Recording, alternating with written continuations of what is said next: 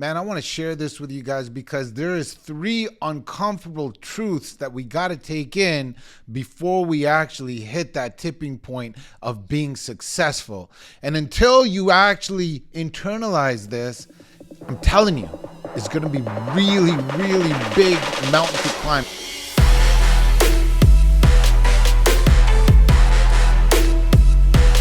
Here's the first thing that we need to come across and really internalize. Our physical health. Our bodies are our temple. You heard that before. You heard it many times. But do we put that into practice? Little Rick did not put that into practice. I was eating pizza, Doritos, all kind of shit. Yet I wanted to perform at a high level. I didn't realize that going to the gym was not enough. We all know calories in, calories out. I'm not talking about getting a 6-pack. That's not what I'm talking about, because there's very unhealthy ways to do that as well. I'm talking about putting the right nutrition in your body, be in peak performance physically before we hit that financial success. It's not a sprint, it's a marathon. So check it out. I remember my party days, I'd go out and I would drink, of course. And the next day I would be hungover. What do you want when you are hungover? Not chicken breast and broccoli, I promise you that. You want a big, greasy cheeseburger with a side of fries and maybe a shake. Now I'm throwing that in my body, and I got to go out and meet clients. I got to go out and run a business. I'm not saying, look, I'm not a fitness coach. I'm not here to give you fitness advice. I'm here to give you business advice. But what I'm telling you is you are a product of what you eat. So until we get our physical in practice, we're not going to get that financial freedom. It wasn't until I started getting a morning routine of hitting the gym, putting the right stuff in my body. Look, man, I'm not working at GNC and I'm not a fitness coach. But what I'm saying is 80% of the time, what are we doing? Until we have that physical part in check, it's an uncomfortable truth. If you look at the people you want to be like, the successful people you want to be like, I promise you, they are doing something with their physical that we were not doing. Don't make the mistakes that I did. I tried it the other way. And of course, in life, there's balance. There is balance. So I'm not saying do this all day, every day, but I'm saying you have to get true to your nutrition. So let me give you some tips on what worked for me, little hacks. Number 1, I would wake up earlier.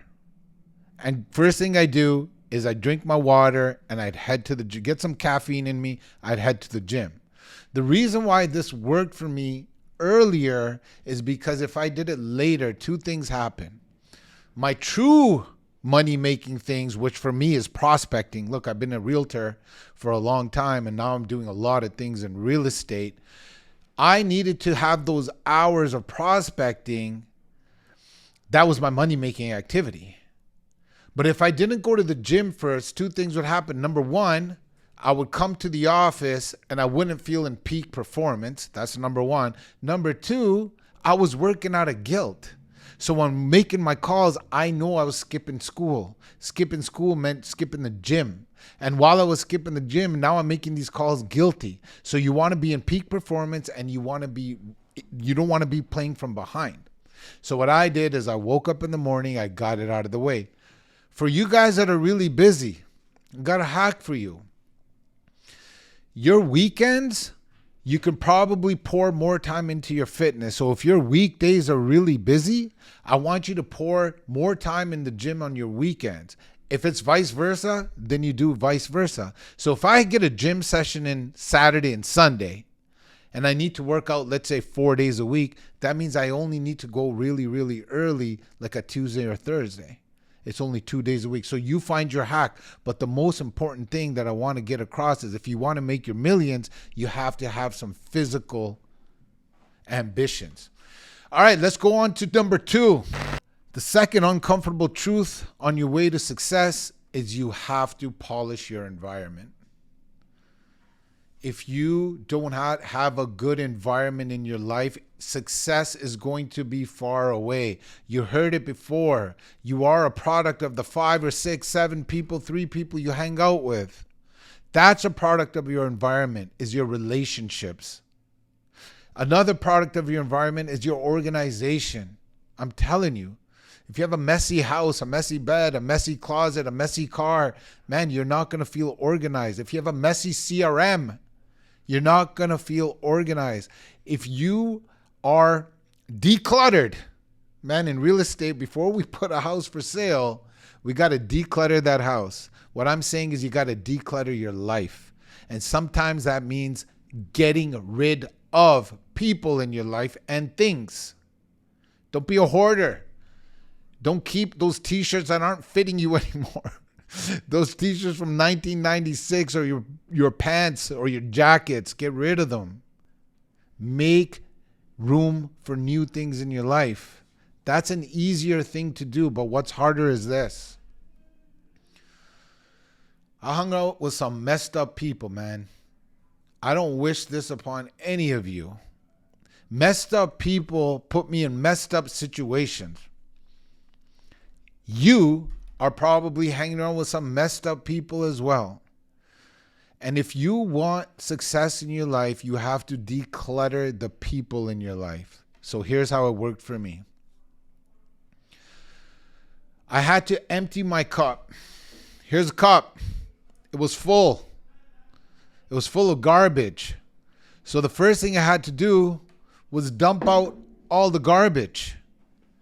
Then I had to go through a period of loneliness.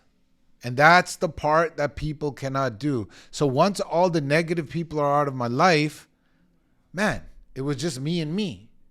And when it's me and me, you're going to learn a lot of things about yourself that maybe you don't want to know because you're surrounding yourself with all the bullshit.